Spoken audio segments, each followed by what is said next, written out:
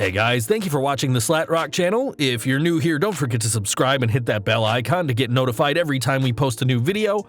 And if you've already done so, just make sure that it's still active. Here's your news for August 17, 2019. We're kicking off with some news from Edge today, as the WWE Hall of Famer shocked everyone with his appearance at SummerSlam earlier this week.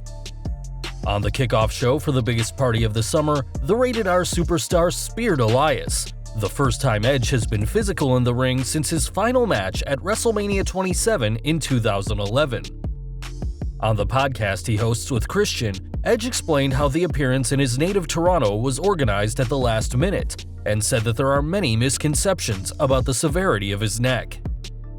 During the show, the pair joked about Edge returning to the ring tomorrow, but admitted that WWE almost certainly wouldn't allow it. With that said, Edge also said that his doctor says his neck could be, quote, relatively healthy within the next 5 years, and that he himself has been looking into stem cell therapy. The therapy, which was recently praised by fellow Hall of Famer Kevin Nash, could definitely see Edge's quality of life improve dramatically, but it should be mentioned that all the progress he's made is because he's not been bumping. Edge concluded by saying that doing an occasional bump, such as his work at SummerSlam, is fine, but being constantly physical would be very dangerous for his health.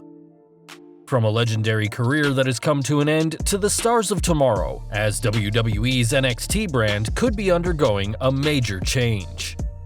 According to reports, there is a chance that the company will move NXT to the USA Network, which would put the popular show in direct competition with All Elite Wrestling on TNT. On this week's Wrestling Observer Radio, Dave Meltzer noted that Vince McMahon is taking the new promotion very seriously, and still regrets giving WCW a footing by allowing them to sign Hulk Hogan and other superstars of the time. Therefore, the WWE have done a lot to prevent AEW from getting off the ground, though didn't think too much of the new show. As Meltzer explained, "I don't think they didn't even think it was that serious until Vegas. The Vegas sellout I think was interesting because they could never sell out Vegas for anything. The big one was the Chicago tickets." It should be noted that McMahon has already made the same mistake as when he warred with WCW, as much like when he let Hogan go, he did the same to Chris Jericho, believing the 48-year-old was too old to make much of a difference. The chairman also reportedly went hard to sign Kenny Omega and the Young Bucks, but didn't count on the group turning his contracts down. Though the boss was hoping to avoid a war, it seems like a conflict is inevitable, as this time the war will be fought on Wednesdays, not Mondays. There's more news from AEW now, as the company continues to sell out arenas across the United States, with both their Boston and Philadelphia TV events selling out in roughly an hour on Friday. The approximate 4,500 seats in Boston University's Agganis Arena sold out in 57 minutes. And though this is very impressive in its own right, Meltzer said that the sellout would have been much faster if not for technical issues. The October 9th show in Boston will be the promotion's second event on TNT, and will feature the Young Bucks versus the Private Party and Chris Jericho taking on Shawn Spears. The October 16th TV event in Philadelphia would hold approximately 7,700 fans in Philadelphia's Temple University's Liacouras Center, which sold out in just over an hour, and this will feature title defenses for both the AEW Heavyweight and AEW Women's titles. Back to WWE now, as the company is preparing for its King of the Ring tournament and has announced the first round brackets this week. On the Raw side of things, Cesaro will take on Samoa Joe in what is sure to be a heavy-hitting contest, while it'll be a clash of styles when Ricochet faces Drew McIntyre. Cedric Alexander will have his hands full when he faces Sami Zayn in the first round, while The Miz will battle Baron Corbin in the former Constable's first match in over a month. For the Blue brand, Kevin Owens may pick up a title on his route to the crown when he battles 24/7 champion Elias, while it'll be a meeting of former 205 Live stars when Ali battles Buddy Murphy. Old tag team partners will face off when Chad Gable takes on Shelton Benjamin, and Apollo Crews and Andrade will hope to take the final place of the second round when they face off. The tournament will begin on next week's Raw and will be a multi-week event, with the semifinals taking place on the September 9th and 10th episodes of Raw and SmackDown inside Madison Square Garden. Looking at the brackets, it seems the winner of Cesaro vs. Joe will face the winner of Ricochet vs. McIntyre, and so on down the list. This will all culminate in the finals, which will happen at WWE Clash of Champions, as fans will be able to see who will be following in the footsteps of stars like Triple H, Brock Lesnar, and Steve Austin as the next King of the Ring. One superstar who isn't in the tournament is Bray Wyatt, but that hasn't stopped The Fiend from being one of the most discussed superstars of the year. Since returning at SummerSlam, Wyatt's merchandise has been flying off the shelves. With his popularity impossible to deny, a title run could be in the near future for the Eater of Worlds. WWE obviously know they have something special with The Fiend, and this week, Brad Shepard said that the company recently discussed giving Wyatt a custom title if he wins a title. This certainly implies that the company has something big planned for The Fiend, and hopefully we'll get a better idea about Wyatt's direction as he's scheduled to appear on the next 2 weeks on Monday Night Raw. We can only speculate what the WWE has planned for the new Wyatt, but for now, we're just happy with what's been given to us by the company. Over to MMA now, and though Daniel Cormier took the Octagon by storm during his career, it seems the rumored dream match between him and Brock Lesnar isn't going to happen.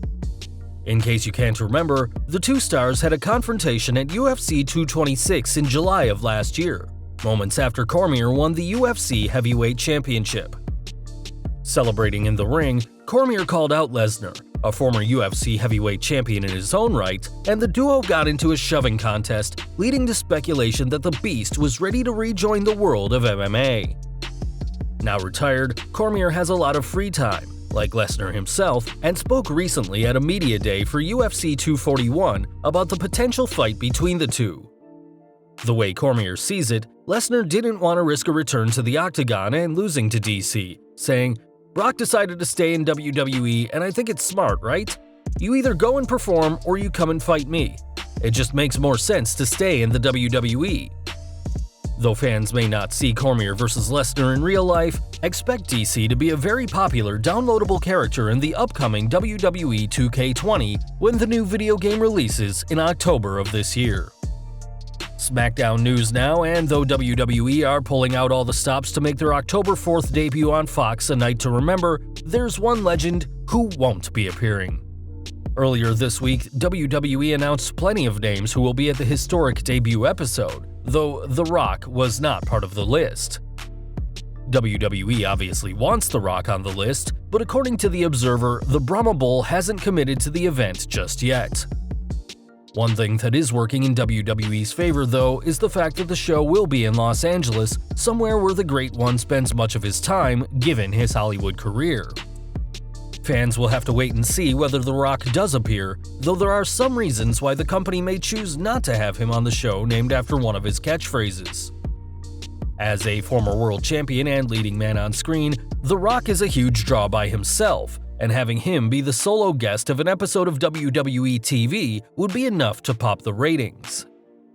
Having him on the October 4th SmackDown would be fun, but given there's so many legends already announced, including Kurt Angle, The Undertaker, and Sting, there's a chance the most electrifying man in sports entertainment would get lost in the shuffle. From one legendary career to one that is just getting started, as though Lacey Evans hasn't been on the main roster for long, she's certainly made plenty of enemies in her tenure. After coming up short in the main event of Extreme Rules, the sassy Southern Belle hasn't been seen much on TV, but is still working at live events, competing with the likes of Becky Lynch and Dana Brooke. On Twitter this week, Evans got into quite the argument with Brooke after the former Marine lost an earring in a match, and after blaming Dana for it, Brooke said she wanted to smack Evans harder just for that. Describing Evans as classless in a tweet later in the day, Brooke certainly held nothing back, as it seems a feud between the two could happen in the near future. Back to Raw now, and this week's show saw Elias capture the WWE 24/7 Championship for the third time, but is finding out the hard way the perils of holding the gold. After the success of his first album, Walk with Elias, the singing superstar returned to the studio this week to work on his follow-up, and was instead ambushed by Drake Maverick. Maverick, a 4-time 24/7 champion, was nearly able to capture the gold with a schoolboy, but found himself on the receiving end of a beating by Elias, who sent Maverick flying through a glass partition. It seems Elias is going to be a much tougher champion than Maverick thought, though as we said earlier, it'll be interesting to see what will happen when he takes on Kevin Owens in the King of the Ring tournament. We're going back in time now, as though Vince McMahon is the leading force in professional wrestling today, he isn't the most popular man. Speaking on his podcast, Grillin' JR, the Hall of Fame announcers spoke about going to a meeting with Bill Watts back in the day, at a time when the WWF was growing and doing real damage to the NWA. During the meeting, Ross went to the bathroom, but found himself in a unique situation to say the least when he heard some of wrestling's biggest promoters at the time talking in secret. I go into the first available stall in there, and here comes a bunch of guys walking in off that meeting. Some of the most famous men in pro wrestling history are in my little bathroom. Hidden away in the stall, Ross couldn't help but overhear what they had to say as Ross revealed, anyway, they start talking about Vince. So one voice, very distinct voice, says, "I could have the killed for $700. Why don't we just do that?" Telling Watts what he'd heard later on, the legendary Cowboy calmed Ross down, as JR told his listeners, "I said, Cowboy, well that was interesting." He says, "What?" And so I told him. He says, "Aw shit, they're just flapping their gums. They ain't gonna do shit. They couldn't agree who's gonna put that $700 in." Obviously, McMahon wasn't murdered by NWA hired assassins, though it does make fans wonder what the wrestling world would be like today had the sports entertainment powerhouse been snuffed out. Though the boss has made plenty of enemies over the years, with many members of the WWE universe turning on the company's founder, it's safe to say that no disgruntled fans will be making an attempt on the boss's life anytime soon. Well guys, that's our news for today. Let us know your thoughts down in the comments below. If you like this video, don't forget to check out our previous video, 10 huge, shocking WWE 2019 rumors you need to know about. Also check out our other high-rated videos by clicking at the upper right-hand corner or down in the description field. Don't forget to hit that like button, hit that subscribe button, and the bell icon so you don't miss a single new video. You can follow us on Facebook and Twitter, and as always, thank you for watching.